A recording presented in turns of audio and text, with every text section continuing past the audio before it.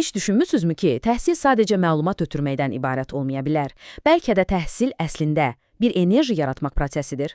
Bax, bugün biz Kaspi təhsil şəbəkəsinin tamamilə yeni və çox həyəcan verici bir konsepsiyasına başvuracağıq və bu konsepsiyanın mərkəzində də məhz bu fəlsəfə dayanır.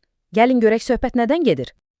Bəli, düz eşitdiniz, Kaspi Akademiyası artıq rəsmən fəaliyyətə başlayır. Amma dayanın, bu sadəcə daha bir təhsil mərkəzinin açılışı deyil, heç də elə deyil. Bu əslində təhsilə baxışımızı dəyişəcək tamamilə yeni bir yanaşmanın, fərqli bir hekayənin başlanğıcıdır. Yaxşı, bəs bu akademiyanı digərlərindən fərqləndirən nədir? Niyə bu qədər fərqli bir yanaşma olduğunu deyirik? Çünki söhbət sadəcə dərslərin keçirildiyi, akademik biliklərin verildiyi bir məkandan getmir. Məsələ bundan qat-qat dərindir. Gəlin bir anlıq təsəvvür edək. Elə bir yer düşünün ki, orada hər kəs, istər müəllim olsun, istərsə də şagird, bir-birinə ilham verir, bir-birindən enerji alır və birlikdə inkişaf edir. Yəni, bula sadəcə divarları olan bir məktəb deyil, əslində daim nəfəs alan, canlı bir ideya fabriki kimidir. Yaxşı, bu enerji söhbəti çox maraqlıdır. Gəlin biraz daha dərinə gedək və görək bu anlayış nə deməkdir. Akademiyanın bütün fəlsəfəsi əslində fərqli-fərqli enerji növlərinin bir araya gəlib, sintez olunub, tamamilə unikal bir mühit yaratması üzərində qurulub. Məktəbdə enerji dövriyyəsi. Bu sizə də biraz qəribə gəlmir? Yəni, adətən enerji deyəndə ağlımıza ilk gələn fizikadır, cərəyandır, elə deyil. Amma yox, burada söhbət tamamilə başqa bir şeydən gedir. Söhbət intellektual, mənəvi bir enerjinin dövriyyəsindən gedir. Aha, baxın, məsələnin açarı budur.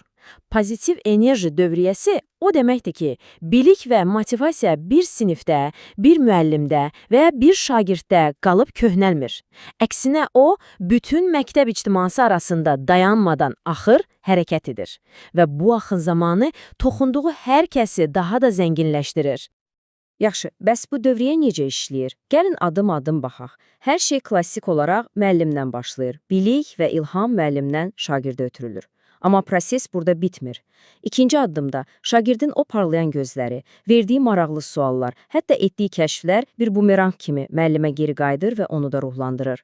Və nəhayət, bu iki tərəfli enerji partlayışı bütün komandaya və məktəbə yayılır, ümumi bir inkişaf mühiti yaradır. Görürsünüz, bu əsl, bir-birini gücləndirən mükəmməl bir dövrədir.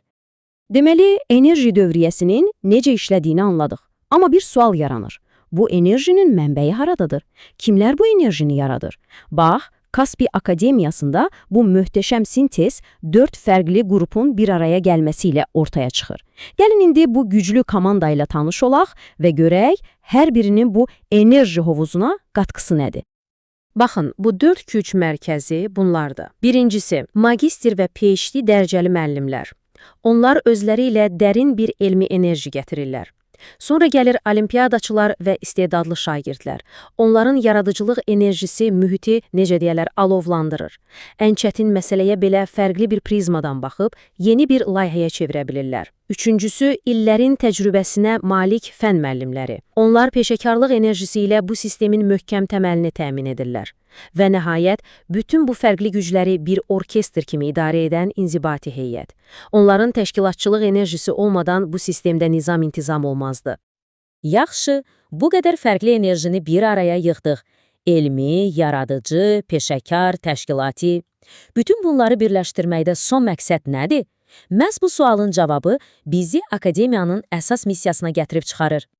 Burada diqqət etməli olduğumuz əsas söz yaratmaqdır. Fikir verin. Əksər təhsil modelləri mövcud olan biliyi sadəcə ötürməyə çalışır. Kaspi Akademiyasının fərqi isə budur. O, daha irəli gedir. Məqsəd təkcə öyrətmək deyil, təhsil prosesinin özündən yeni bir enerji, yeni bir həvəs, hətta yeni bir bilik yaratmaqdır. Bütün bunların nəticəsində isə hədəf çox aydındır. Gələcəyin liderlərini yetişdirmək, gələcəyin alimlərini formalaşdırmaq və yüksək intellektə malik insanlar yetişdirmək. Sanki hər bir şagirdin içində gizlənən o potensialı kəşf edib, onu zirvəyə qədər aparan xüsusi bir enerji xətti çəkilir.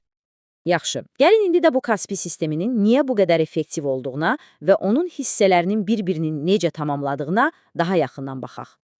Bax, niyə məhz Kaspi Akademiyası sualının cavabı da elə buradadır.